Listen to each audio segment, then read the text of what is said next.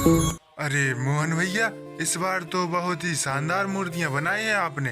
वाकई मान गए तुम्हारी कारीगरी को। ये वाली दिखाना जरा। अरे मोहन भैया, क्या कमाल की मूर्ति बनाई है आपने।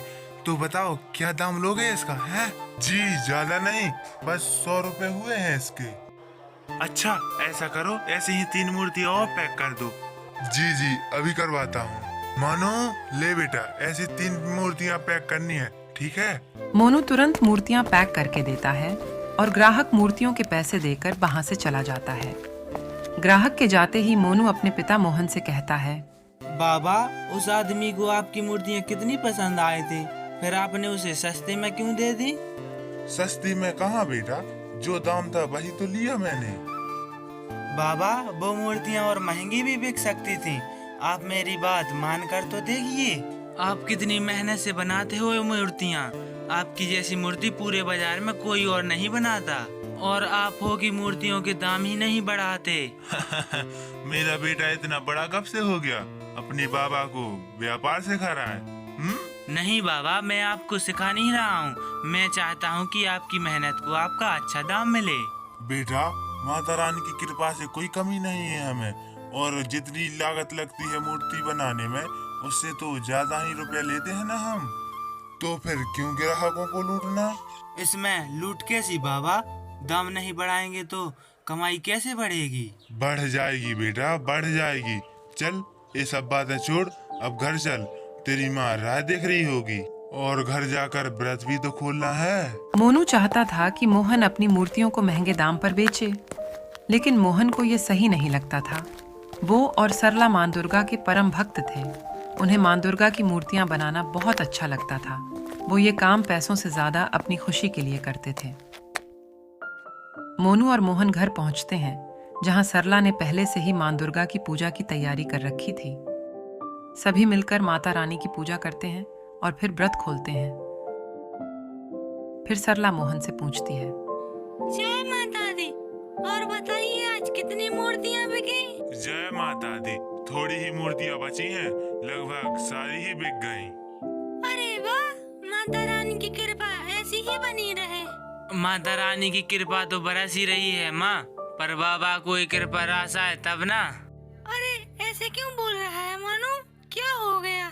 देखो ना माँ, बाबा का कितना नाम है, सब उनसे ही मूर्तियाँ खरीदने आते हैं, लेकिन बाबा है कि मूर्तियों के दाम बढ़ाने के लिए तैयार ही नहीं है। दाम क्यों बढ़ाने हैं बेटा, सब कुछ अच्छा तो चल रहा है, और माता रानी का दिया हुआ सब कुछ तो है। और ज्यादा मुनाफा कमाने के चक्कर में माता रानी हमसे ही नाराज हो गई तो? कैसी बातें कर रही हो माँ, हमारी तरक्की से भला माता रानी क्यों नाराज होगी? बेटा, हमसे तो ये ना हो पाएगा। जब तेरे हाथ में बागडोर आएगी, तब तुझे जो दाम रखना है वो रख लेना। चल अब जल्दी से सो जा, सुबह मूर्तियाँ बनाना नहीं सीखेगा? सीखूंगा बाबा, जरूर सीखूंगा। और आप देखना, खुद की बनाई हुई मूर्ति से कितना पैसा कमाता हूँ मैं। मोनू की बात सुनकर सरला और मोहन मुस्कुरा देते हैं। मोनू हर रोज अपने पिता को मूर्ति बनाते हुए देखता था और उनसे हर बारीकी को सीख भी रहा था। ऐसे ही वक्त बीत रहा था। नवरात्रि का मेला खत्म होने के बाद भी लोग मोहन से मूर्तियां खरीदने आते थे। मोहन का बड़ा नाम था, लेकिन फिर भी मोहन ने अपनी मूर्तियों को महंगे दाम पर बेचने का नहीं सोचा।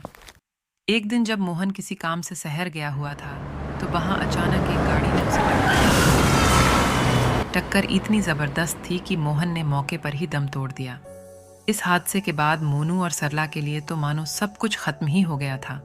मोहन के जाने का दर्द सरला से बर्दाश्त नहीं हुआ और कुछ महीने के बाद वो भी चल बसी। अब मोनू अकेला था।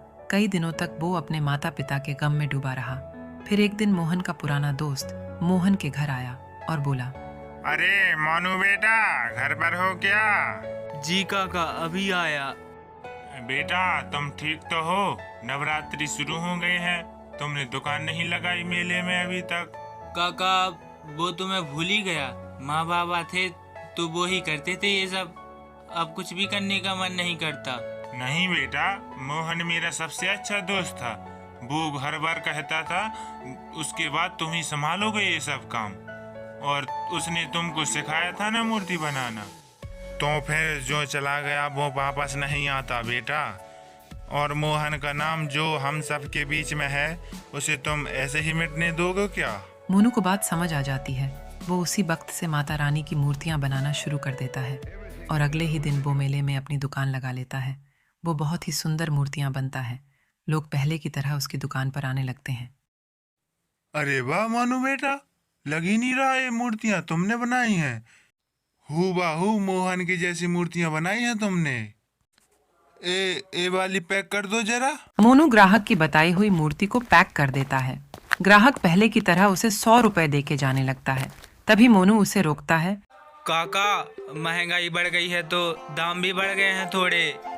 अच्छा, बात तो सही है तुम्हारी। तो बताओ और कितने पैसे दे दूं? मोनू जानता था कि उसकी बनाई हुई मूर्ति ग्राहक को बहुत पसंद है। उसके मन में लालच आ जाता है और वो ग्राहक से कहता है, काका 500 की है ये मूर्ति, तो आप 400 रुपए और दे दीजिए। क्या 500? बेटा मोहन तो 100 रुपए लेता था इसके। काका, ये पहले से ज्यादा मजबूत है मूर्ति और रंग भी पक्के वाले लगाए हैं, जल्दी खराब नहीं होगी, चाहे जितना भी जल चढ़ाओ माता रानी को। देख लो बेटा, थोड़ा कम कर लो। माफ करना काका, दाम तो यही रहेगा। वो आदमी मोहन का पुराना ग्राहक था। उसने मोहन का लिहाज करते हुए मूर्ति को खरीदने से मना नहीं किया और मोनू को 400 रुपए देकर वहां से चला गया। मोनू खुश हो गया। उसे लग रहा था कि वो अब अच्छी कमाई कर सकता है। दूसरी ओर मोनू का मन मां दुर्गा की भक्ति में ज्यादा नहीं लगता था। वो दिन भर ज्यादा से ज्यादा मुनाफा कमाने के बारे में ही सोचता रहता था। उसने अपनी बनाई हुई मूर्ति का दाम काफी ज्यादा कर दिया। शुरू में लोगों ने कुछ मूर्तियां खरीदी, लेकिन धीरे धीरे उसके ग्राहक कम होने लगे। लोग उसकी दुकान पर आते और दाम सुनकर वापस चले जाते। हालांकि मोनू को अब भी यही लग रहा था कि सस्ते में मूर्तियां बेचना घाटे का सौदा है। ऐसे ही एक महिला उसकी दुकान पर आई और उससे बोली, अरे बेटा, कितनी की दी है माता रानी की मूर्ति? ये बड़ी वाली 1000 की है और छोटी वाली 500 की। हे माता रानी, क्या लूट मचा रखी है तुमने, इतनी महंगी मूर्तियाँ। पता भी है कितनी लागत और मेहनत से बनती है ये मूर्ति। खरीद नहीं सकती तो वापस रख दो और मेरा वक्त बर्बाद मत करो। मोनू की मूर्तियां पहले के मुकाबले काफी कम बिक रही थीं। यही वजह थी कि वो अब काफी चिड़चिड़ा हो गया था। अब वो उतने मन से मूर्तियां बनाता भी नहीं था। नतीजा उसकी दुकान ठप पड़ने लगी। नवरात्रि और मेला दोनों खत्म हो गए और उसकी मूर्तियां ज्यों की त्यों रखी रही। मोनू के पास जो भी पैसे थे वो मूर्तियां बनाने में खर्च कर चुका था। अब उसके पास सिवाय मूर्तियों के कुछ भी नहीं था। यहाँ तक कि खाने के भी लाले पड़ने लगे। फिर एक दिन उसने एक घर में माता रानी का जागरण होते हुए देखा। वो उस जागरण में शामिल हो गया। माता के भजन सुनकर उसे शांति मिली और वो रोते हुए माँ दुर्गा से बोला, हे माता रानी, मुझे समझ आ गया है, मैंने आपकी भक्ति करना छोड़ दिया, इसलिए हुआ है ये सब। तभी मोनू को पास ही खड़े एक शख्स की आवाज सुनाई देती है। वो शख्स अपने बच्चे को कुछ समझा रहा था। राजू, ये सब गलत है बेटा। तुमने इतना सारा प्रसाद क्यों उठा लिया? तो क्या हुआ बाबा, जितना ज्यादा प्रसाद उतना अच्छा है ना, मुफ्त में ही तो मिल रहा है। नहीं बेटा, माता रानी का प्रसाद सबको मिलना चाहिए। हमें जितनी जरूरत है उतना ही लेना चाहिए। हमेशा याद रखो, ज्यादा पाने के लिए ज्यादा मेहनत करनी पड़ती है। ज्यादा पाने की इच्छा लालच होता है बेटा। ठीक है बाबा, मैं अभी जाकर ये प्रसाद वापस रख कर आता हूँ। उस आदमी की दी हुई सीख मोनू को भी समझ आ गई थी। उसे अपनी गलती का एहसास हो गया था।